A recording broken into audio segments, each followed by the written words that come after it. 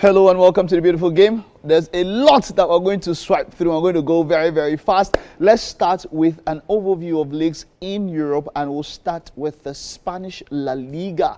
And in the Spanish La Liga, let's take a look at the matches that will be happening. It will kick off, of course, today, Friday. Celta Vigo will take on Real Madrid. Real Madrid are in dire straits. There's a problem with the team at the moment. A number of players injured. Also a number of players absent due to suspension. Kylian Mbappe might not be at the World Cup. Now that will be shocking because he has a niggling knee injury. In fact, it was so bad that he had to travel to France due to some sort of fear of what was happening in the Madrid dressing room and, distrust with the Madrid the medical team. So he had to travel to France, and they say that it is said that it could be very serious, so much so that he doesn't make the World Cup. As for Real Madrid, they are in dire straits. They lost to Getafe. They've not been doing quite well. Vinicius Jr. has been in the eye of the storm, but quite a number of problems they are encountering. It is not going to be an easy match as they take on Celta Vigo. Osasuna will take on Mallorca. Levante will be up against FC Girona. Atletico Madrid with, of course, our own main man in the house. That's talking about Ademola Lookman. Ademola Lookman will be up against Real Sociedad. Athletic Club will take on FC Barcelona, who are flying 4 points on top of the table. They are doing quite well. Villarreal will take on Elche. Getafe will be up against Real Betis. Sevilla will take on Rayo Vallecano. Valencia will take on Deportivo Alaves. And then Espanyol de Barcelona, you know them as FC Espanyol, will be taking on Real Oviedo.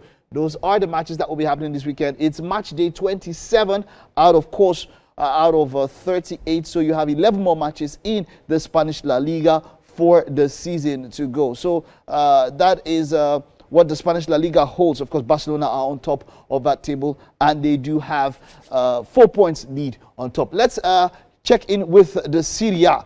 And in the Serie A, okay, just before we go to the tables, let's take a look at the matches that will be taking place, the fixtures. Napoli will start up today on Friday. They'll be up against Torino. It'll be Cagliari will be taking on FC Como. Atalanta will take on Udinese. Juventus will take on Pisa. Lecce will take on Cremonense. Bologna will take on Verona. Fiorentina will be up against Parma. Genoa will take on Roma. And there will be the Derby della Madonnina. That's talking about AC Milan against Inter Milan at the Giuseppe Meazza San Siro. Now that will be quite the match day in the Serie A. This is the match of the round. AC Milan against Inter Milan. That will quite be something. Inter Milan, of course, being knocked out of the Champions League by Bodo Glimt. Now that was quite a shock. What can they do when it comes to preparing for Champions League for the next season? We'll get to see as they take on AC Milan. Lazio will take on Sassuolo. Now let's take a look at the standings. At the current moment, it is after match day 27 also. Inter Milan are on top of the table. They do have 43. They do have, okay, all right, let's take a look at it. They do have 67, pardon me, the points are in front there. They do have 67 points. AC Milan are in second place, 10 points behind them. So if AC Milan can win this Derby della Madonnina, they will cover up that gap to 7 points. It seems like at this point, it might still be a long stretch to expect them to overhaul Inter Milan, but that's how it goes. Napoli are 53 points, Roma 51 points, and Como 48.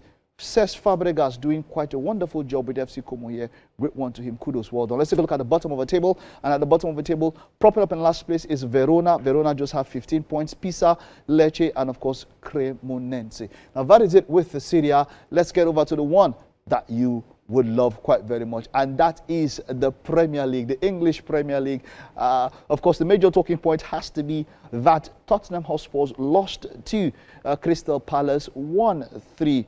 Just yesterday in quite a shocking match at Tottenham Hotspur Stadium, in a match where they scored first of some controversy with VAR and offside. But the big news coming out from Premier League is this: Tottenham Hotspur could be relegated. And why so? Because if you take a look at the table at the moment, let's start with the bottom of the table. Tottenham Hotspur are just 1 point above Nottingham Forest, and Nottingham Forest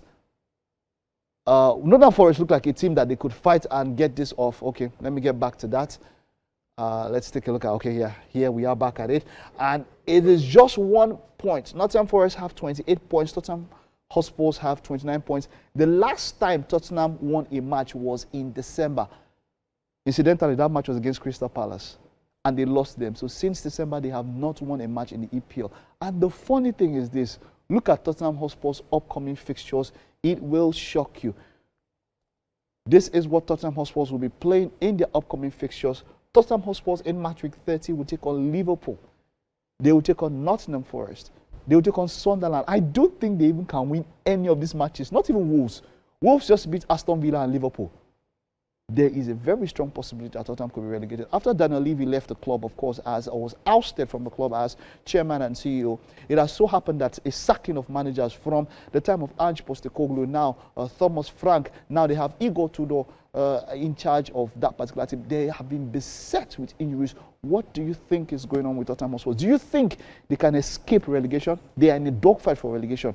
Let's hear your thoughts, right, with all of that. Now, let's take a look at the matches that will be happening this weekend, of course, in the EPL. After Tottenham Hotspur, let's just look, take an overview of what will be happening. This is match week 29. Yeah, okay, yeah, there we have it. Match week 30, and we have it. Burnley will take on Bournemouth. Sunderland will be up against Brighton and Hove Albion. Arsenal will take on Everton, still fighting at that top of the table. Manchester City, of course, dropping points. A good one for Arsenal there. Chelsea will take on Newcastle. What's going to happen there? That will be quite some match this weekend. West Ham United will take on Manchester City. It will be Crystal Palace taking on Leeds United. Manchester United will take on Aston Villa. Nottingham Forest will be up against Fulham. Liverpool will take on Tottenham Hotspur. And the weekend will wrap up as Brentford will take on Wolverhampton Wanderers. Let's take a look at the table as it stands when it comes to the EPL at the moment. And of course, like I mentioned, Arsenal were handed a boost as Manchester City were unable to defeat Nottingham Forest. So Arsenal are on top. They are 7 points. Of course, there's a game in hand from Manchester City above Manchester City.